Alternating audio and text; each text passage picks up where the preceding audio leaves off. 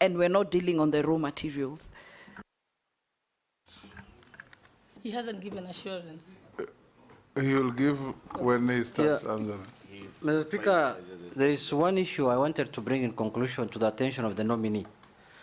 Mr. Speaker, in the ministry is going to, in the 2 years that have passed, or 1.5 years, there was a program that was done in that ministry of importing edible oil of billions of shillings through KNTC. And that edible oil ended up staying in the stores of KNTC close to a year, I think, until it expired, or it is still there, or it was sold. I can't ascertain. And recently, the managing director of KNTC was taken to court, I think last week or the other week. And the government looks like the government lost a colossal amount of money, billions of shillings. And that program was meant to lower the cost of living. At that time, the cost of edible oil was very high, so it was thought that if it is imported, it can reduce. But it ended up coming here more expensive than the locally manufactured one. So how do you, that ghost is waiting for you in that ministry, if you are approved by this committee. Are you willing to go into that ministry with that kind of ghost, or what do you think? I'm sure you have done your survey, or how will you handle that matter? Because it's going to wait for you there. And maybe as a supplementary to that one, a quick one, do we still need KNTC as a trader of commodities in the current world free market?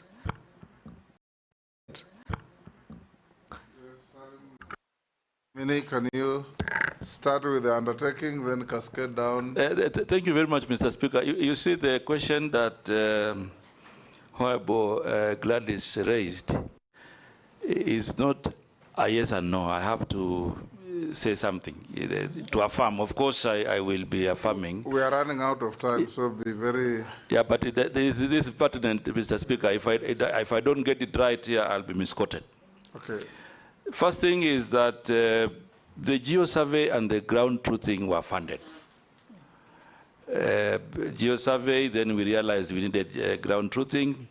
We requested for, not simultaneous, separately. When I went in, I then made the proposal to do ground truthing. It was funded. Some money was removed during supplementary, but as I said earlier, some work has gone on in 24 counties.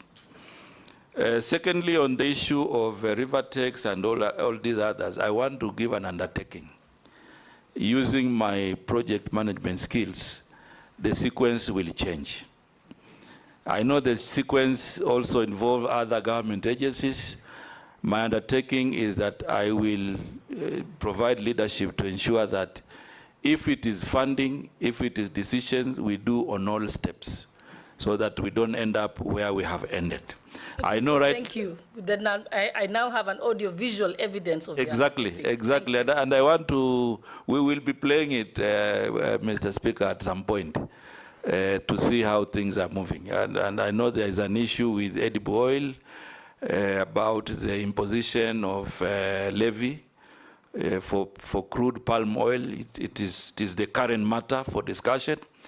And as you rightly put it, Madam Mheshimiwa, the levy was not in bad faith. However, it is the sequencing, because the levy was meant to promote the local manufacturers to, at this time, to have worked with farmers, sunflower farmers and other farmers, to have edible oil value added here in the country. So sequencing, again, has brought a challenge.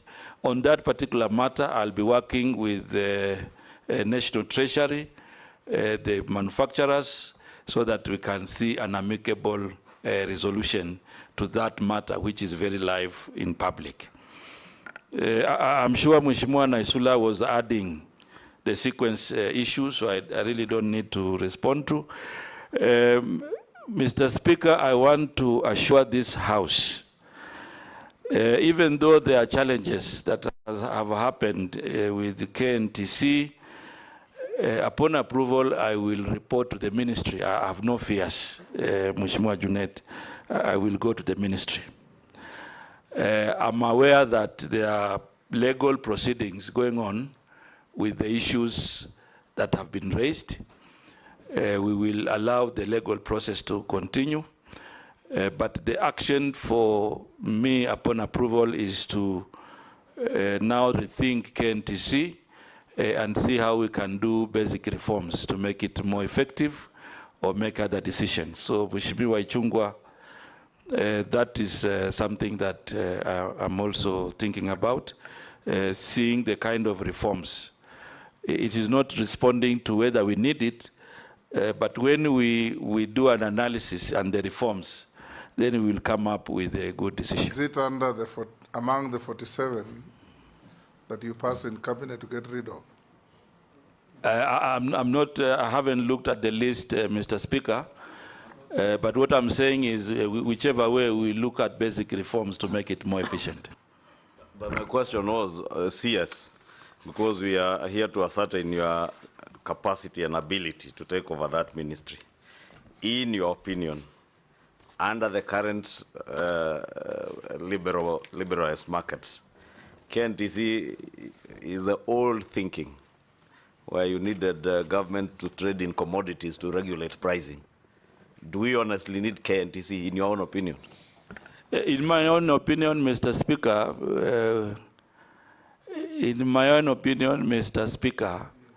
we don't need the KNTC in its current fashion. And that is why I talked about reforms. And you must have the courage to do those things to save public money. Now, before I come to mundane questions, Mr. Speaker. We must come to an end. We must come to an end. Okay. Yes, there is only one question that has been sent asking you, nominee, that there's a command called KATCO, which is still in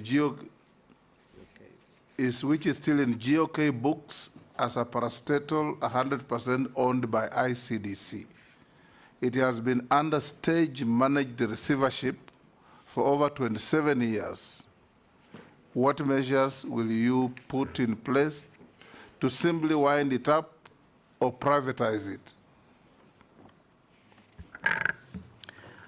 Mr. Speaker, you know KATCO? Yes. Yes.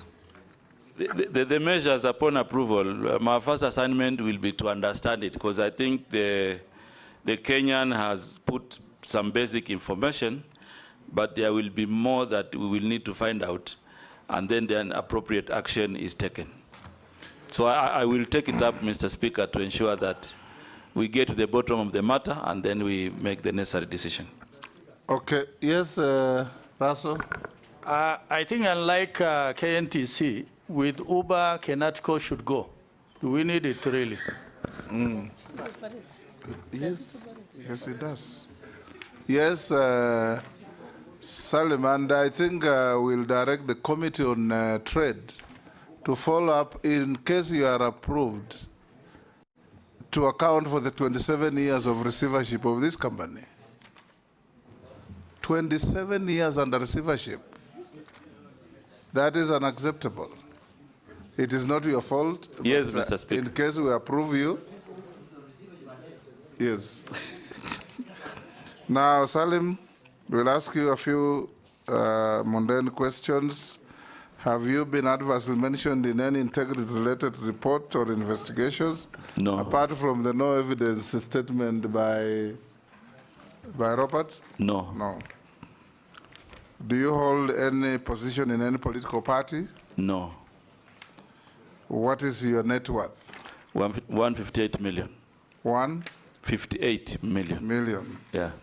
Made up. I have given a breakdown. Yes. Which page?